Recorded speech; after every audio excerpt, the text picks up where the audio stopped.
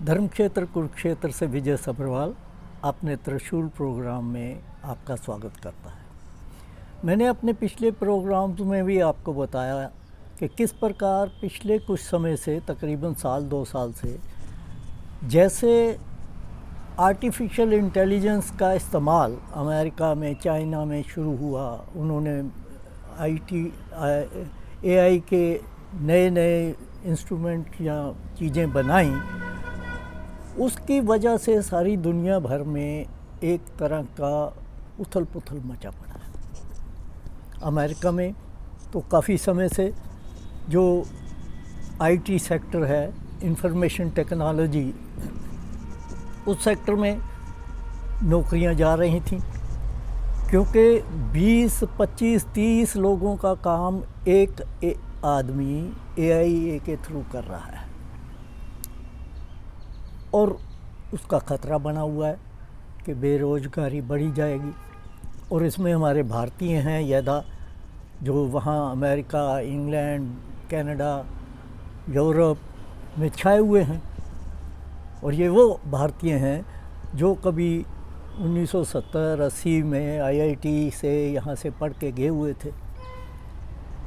तो उसी तरह के हालात अब भारत में भी दिखने लगे कि अब कल एक गुरुग्राम की कंपनी है स्काई एयर, उन्होंने अनाउंस किया कि जल्दी ही वो अपने ड्रोन से घर घर में सप्लाई किया करेंगे।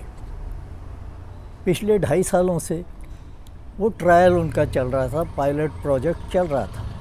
गुड़गांव में कई जगह स्पेशली कोई सोसाइटीज़ है, हाउसिंग सोसाइटी, होटल्स या कोई दूसरी संस्थाएं, एजुकेशन संस्थाएं, अगर वो कोई चीज़ डिमांड करती थी, कोई ख़रीद करती थी, तो ये अपने जो हैं ड्रोन के थ्रू एआई का इस्तेमाल करके, आर्टिफिशियल इंटेलिजेंस का इस्तेमाल करके सप्लाई कर रहे थे 2.5 साल से ट्रायल बेसिस पे। और इसमें उन्होंने ये बताया कि तकरीबन 36 लाख डिलीवरी वो पिछले 2.5 सालों में कर चुके सक्सेसफुली।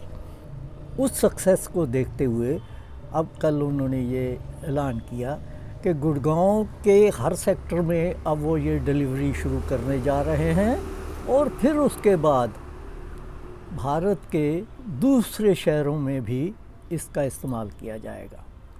साथ में उन्होंने ये भी बताया कि इन डिलीवरी 36 लाख डिलीवरी करने की वजह से कितने तो ट्रैफिक के ऊपर जो मोटरसाइकिल वाले लेके जाते हैं उसकी वजह से पोल्यूशन रुकी, कितना पेट्रोल बचा। अब वो तो बचा, लेकिन अब सवाल ये उठता है कि ये जो बच्चे जिनको कहीं और जॉब नहीं मिलता, वो मोटरसाइकिल लेके डिलीवरी बॉय बने बैठे थे, उनका काम गया। इसी तरह ये मैं जो सोच रहा हूँ या मैं समझता हूँ कि एआई जितनी आगे बढ़ती जाएगी, हमारे देश में इस्तेमाल उसका बढ़ता जाएगा, तो बेरोज़गारी यहाँ और बढ़ती जाएगी, जो कि पहले ही काफ़ी है। 140 करोड़ लोगों का देश इस समय बेरोज़गारी से, मैं ये कहूँ कि ग्रस्त है, हालात बिगड़ते जा रहे हैं।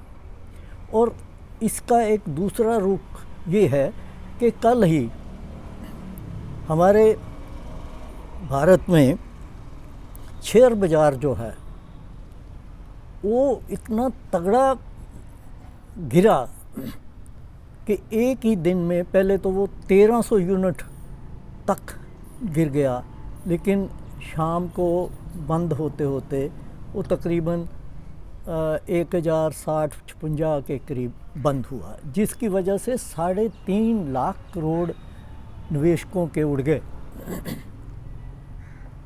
इसलिए क्योंकि आईटी कंपनियों और जो दूसरी ये कहें मोटर व्हीकल्स वगैरह की कंपनियों के शेयर एकदम गिरे, जब एक तो एआई आईटी सेक्टर को इफ़ेक्ट हो रहा है। दूसरा, पेट्रोल क्रूड ऑयल की कीमत बढ़ के 80 पे पहुंच गई, जो कभी 60 पे होती थी।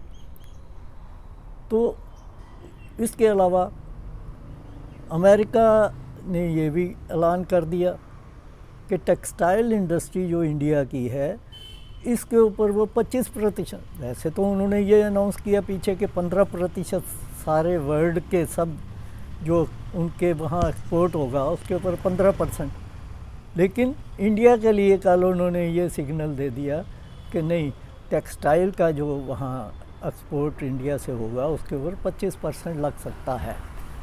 ये सारी चीज़ें देखते हुए शेयर बाज़ार लुढ़क गया।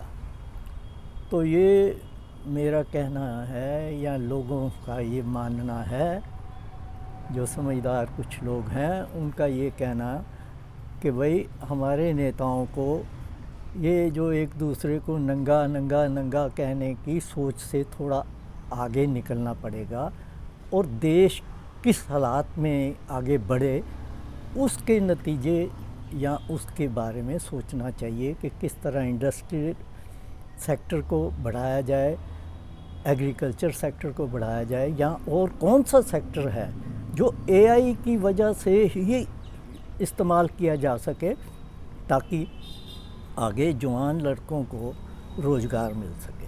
नहीं तो और रोज़गारी यहाँ ख़त्म होने के चांसेस देश के लिए अच्छे नहीं होंगे।